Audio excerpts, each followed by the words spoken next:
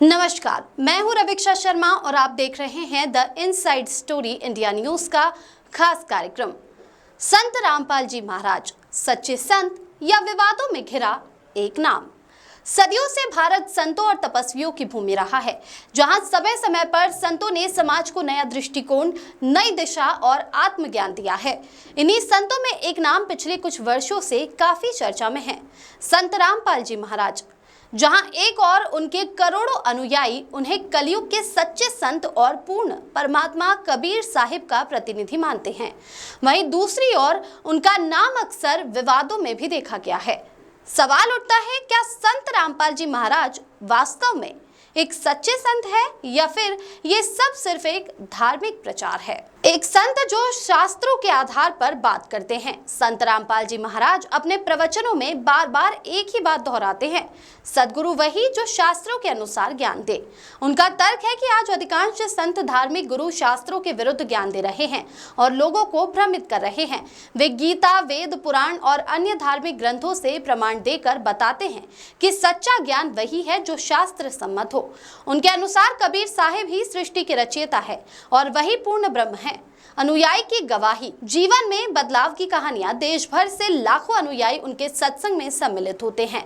उनका कहना है कि रामपाल जी महाराज की शरण में आने के बाद उन्होंने नशा, जुआ, घरेलू हिंसा, बीमारी, मानसिक तनाव जैसी समस्याओं से मुक्ति पाई। कई लोग तो ये भी दावा करते हैं कि उन्हें चमत्कारिक रूप से असाध्य रोगों से भी राहत मिली है। किताबें और प्रसारण का माध्यम, ज्ञान का प्रचार या प्रसार की रणनीति। उनकी किताब ज्ञान गंगा और जीने की राह को लेकर भी काफी चर्चा होती है।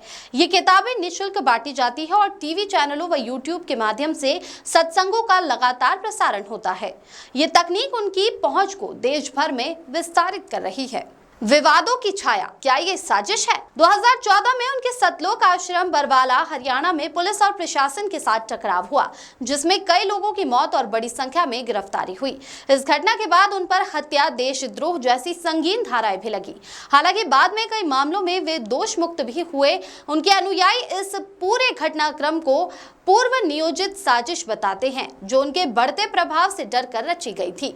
धार्मिक विरोध और सामाजिक सवाल, कई धर्मगुरु और परंपरागत संत रामपाल जी महाराज के उपदेशों को गलत ठहराते हैं। उनका कहना है कि उन्होंने समाज में भ्रम फैलाया है।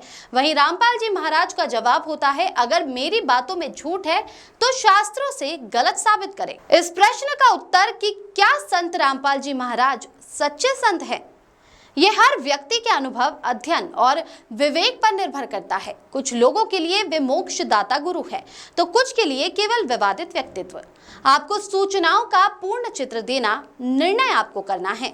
क्या आप केवल सुनी सुनाई बातों पर यकीन करेंगे या खुद जानने का प्रयास करेंगे?